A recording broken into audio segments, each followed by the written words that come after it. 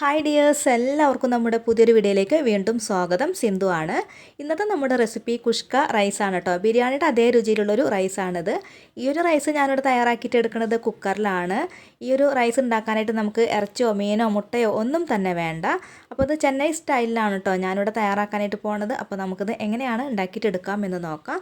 വീഡിയോയിലോട്ട് കിടക്കണേക്കായി മുന്നായിട്ട് നമ്മുടെ ചാനൽ ആദ്യമായിട്ട് കാണുന്ന കൂട്ടുകാർ ആരെങ്കിലും ഉണ്ടെങ്കിൽ ചാനൽ ഒന്ന് സബ്സ്ക്രൈബ് ചെയ്യുക. പിന്നെ എല്ലാവരും വീഡിയോ കണ്ടുകൊണ്ടിരിക്കുന്ന സമയത്ത് ഒന്ന് ലൈക്കും കൂടെ ചെയ്യുക. അപ്പോൾ ഇനി നമുക്ക് നേരെ വീഡിയോയിലോട്ട് കടക്കാം. കുഷ്ക റൈസ് ഉണ്ടാക്കാനായിട്ട് ഞാനിത് ഇവിടെ ഒരു ബൗളിലേക്ക് 2 കപ്പ് അളവിൽ ബസ്മതി റൈസാണ് ഇട്ട് കൊടുക്കുന്നത്. ഇനി ഈ ഒരു റൈസ് നന്നായിട്ടൊന്ന് കഴുകിയെടുക്കുക കേട്ടോ. ഒരു 3-4 പ്രാവശ്യം ഒന്ന് കഴുകിയെടുക്കുക. കഴുകിയെടുത്തതിന് ശേഷം പിന്നെ ഇതിലോട്ട് കുറച്ചധികം വെള്ളം ഒഴിച്ച് കൊടുത്തതിന് ശേഷം ഇതൊരു 15 മിനിറ്റോളം ഒന്ന് മാറ്റി വയ്ക്കാം കേട്ടോ. ഈ ഒരു അരി ഒന്ന് നല്ലോണം ഒന്ന് കുതിർന്നിട്ട് വരാൻ വേണ്ടിയിട്ടാണ്.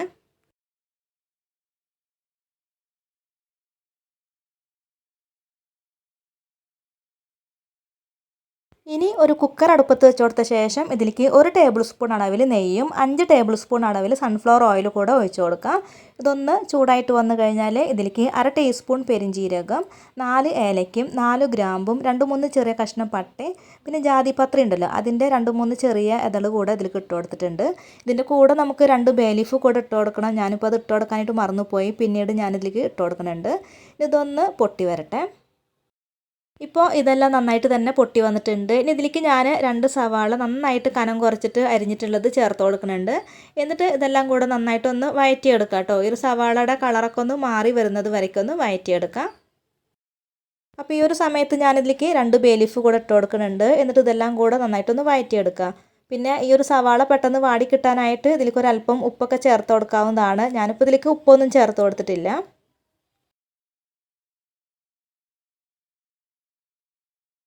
ഇപ്പോൾ സവാളൊക്കെ ഒന്ന് വാടി വന്നിട്ടുണ്ട്. ഇനി ഇതിലേക്ക് 2 ടേബിൾ സ്പൂൺ അളവിൽ ഇഞ്ചി വെളുത്തുള്ളി പേസ്റ്റ് ഇട്ട് കൊടുക്കുക. എന്നിട്ട് ഇതെല്ലാം കൂടെ നന്നായിട്ട് ഒന്നും കൂടെ വഴറ്റിയെടുക്കുക കേട്ടോ. അപ്പോൾ ഈ ഒരു ഇഞ്ചിയുടെയും വെളുത്തുള്ളിയുടെ ആ ഒരു പച്ചമണമൊക്കെ ഉണ്ടാവില്ല, അതൊക്കെ ഒന്ന് പോയി കിട്ടും ചെയ്യും. കൂടാതെ ഈ ഒരു സവാള വീണ്ടും ഒന്നും കൂടി നന്നായിട്ട് തന്നെ വഴന്നിട്ടൊക്കെ കിട്ടും കേട്ടോ. അപ്പോൾ നന്നായിട്ട് സവാള വഴന്നിട്ട് കിട്ടിയാലാണ് നമ്മളുടെ ഈ ഒരു റൈസിന് നല്ലൊരു ടേസ്റ്റൊക്കെ ഉണ്ടാവുള്ളൂ.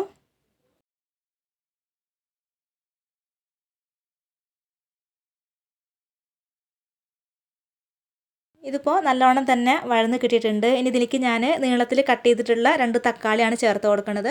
കൂടെ തന്നെ 2 പച്ചമുളക് കീറിയത് കൂടെ ചേർത്ത് കൊടുക്കാം കേട്ടോ. എന്നിട്ട് ഇതെല്ലാം കൂടെ വീണ്ടും ഒന്നും കൂടെ വഴറ്റിയെടുക്കാം. ഈ ഒരു തക്കാളിയൊക്കെ ഒന്ന് സോഫ്റ്റായിട്ട് വരുന്നത് വരയ്ക്കും ഒന്ന് വഴറ്റിയെടുക്കാം.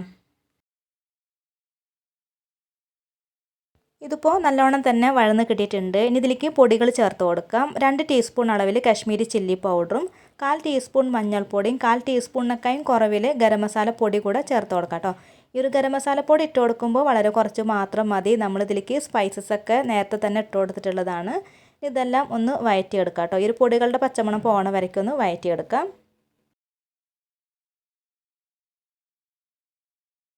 ഇതെല്ലാം നല്ലോണം തന്നെ വഴറ്റിയെടുത്ത് കഴിഞ്ഞാൽ പിന്നെ ഇതിലേക്ക് ചെറിയൊരു പിടി മല്ലിയില ചെറുതാക്കിയിട്ട് കട്ട് ചെയ്തിട്ടുള്ളതും പിന്നെ ഒരു പിടി പുതിനയുടെ ഇല കൂടെ ഇട്ട് കൊടുക്കാം കേട്ടോ. അപ്പോൾ പുതിന ഇലയാണ് കൂടുതൽ ചേർത്ത് കൊടുക്കേണ്ടത്. എന്നിട്ട് ഇതെല്ലാം കൂടെ ഒന്നും കൂടെ ഒന്ന് വഴറ്റിയെടുക്കാം.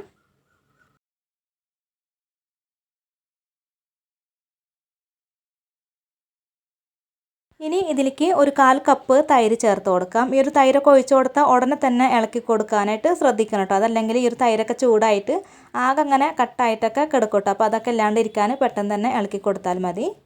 തൈര് ചേർത്ത് നന്നായി മിക്സ് ചെയ്തിട്ട് എടുത്തിട്ടുണ്ട്. ഇനി ഇതിലേക്ക് 3 കപ്പ് ചൂടുവെള്ളം ഒഴിച്ചു കൊടുക്കാം. 1 കപ്പ് അരിക്ക് 1.5 കപ്പ് എന്ന കണക്കിന് മൊത്തം 3 കപ്പ് ചൂടുവെള്ളമാണ് ഇതിലേക്ക് ഒഴിച്ചു കൊടുത്തിട്ടുള്ളത്. എന്നിട്ട് ഇതിലേക്ക് പാകത്തിനുള്ള ഉപ്പ് കൂടെ ചേർത്ത് ഇതെല്ലാം കൂടെ നന്നായിട്ടൊന്ന് മിക്സ് ചെയ്ത് കൊടുത്തതിന് ശേഷം ഇതൊന്ന് തിളപ്പിച്ചിട്ടെടുക്കാം. ഈ ഒരു വെള്ളത്തിൽ ഉപ്പ് കുറച്ചിങ്ങനെ മുന്നിട്ടിട്ട് നിൽക്കണം കേട്ടോ. എന്നാലാണ് നമ്മളിതിലേക്ക് അരിയൊക്കെ ഇട്ട് കൊടുത്തിട്ട് വേവിച്ചിട്ടെടുക്കുന്ന സമയത്ത് ചോറിലൊക്കെ പാകത്തിനുള്ള ഉപ്പ് ഉണ്ടാവുള്ളൂ. ഇപ്പോൾ വെള്ളമൊക്കെ നന്നായിട്ട് തന്നെ തിളച്ച് വന്നിട്ടുണ്ട്. ഇനി ഇതിലേക്ക് ഞാൻ പകുതി ചെറുനാരങ്ങയുടെ നീര് കൂടെ ഒഴിച്ചു കൊടുക്കുന്നുണ്ട്. ഇതുപോലെ നമ്മൾ നാരങ്ങ നീരൊക്കെ ചേർത്ത് കൊടുത്തിട്ടുണ്ടെങ്കിൽ ചോറ് വേവിച്ചിട്ട് എടുത്ത് കഴിഞ്ഞാൽ ഒട്ടിപ്പിടിക്കാണ്ട് കിട്ടും കേട്ടോ. അപ്പോൾ അതിനൊക്കെ വേണ്ടിയിട്ടാണ്.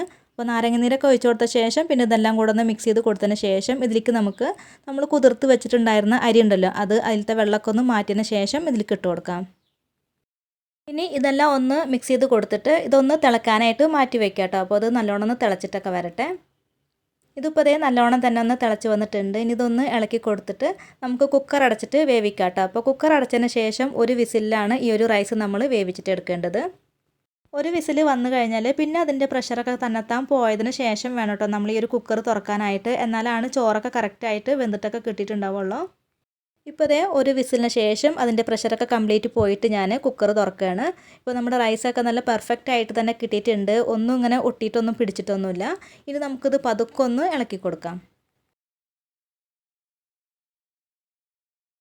പിന്നെ ഈ ഒരു കുക്കറിൻ്റെ അടിക്കൊന്നും പിടിച്ചിട്ടൊന്നുമില്ല കേട്ടോ. നല്ല കറക്റ്റായിട്ട് തന്നെ നമുക്കിത് കിട്ടിയിട്ടുണ്ട്. അപ്പോൾ തീർച്ചയായിട്ടും എല്ലാവരും ഒന്ന് ട്രൈ ചെയ്ത് നോക്കുക. നല്ല ടേസ്റ്റി ആയിട്ടുള്ളൊരു റൈസാണ്. ഇതിൻ്റെ കൂടെ നമുക്ക് ഇഷ്ടമുള്ളത് വെച്ചിട്ട് കഴിക്കാം കേട്ടോ. ഒന്നുമില്ലെങ്കിലും വെറും തൈര് വെച്ചിട്ടൊക്കെ കഴിക്കാം കേട്ടോ. നല്ല ടേസ്റ്റി ആയിട്ടുള്ളൊരു റൈസാണ്. അപ്പോൾ തീർച്ചയായിട്ടും എല്ലാവരും ഒന്ന് ട്രൈ ചെയ്ത് നോക്കുക. അപ്പോൾ ഇന്നത്തെ ഈ ഒരു വീഡിയോ എല്ലാവർക്കും ഇഷ്ടമായിട്ടുണ്ട് എന്ന് കരുതുന്നു. വീഡിയോ ഇഷ്ടമായിട്ടുണ്ടെങ്കിൽ എല്ലാവരും ഒന്ന് ലൈക്ക് ചെയ്യുക, ഷെയർ ചെയ്യുക, കമൻറ്റ് ചെയ്യുക. പിന്നെ നമ്മുടെ ഈ ഒരു ചാനൽ സബ്സ്ക്രൈബ് ചെയ്യാതെ കാണുന്ന കൂട്ടുകാർ ആരെങ്കിലും ഉണ്ടെങ്കിൽ ചാനലും സബ്സ്ക്രൈബ് ചെയ്യുക. അടുത്ത നല്ലൊരു റെസിപ്പിയുമായി വീണ്ടും വരാം. താങ്ക്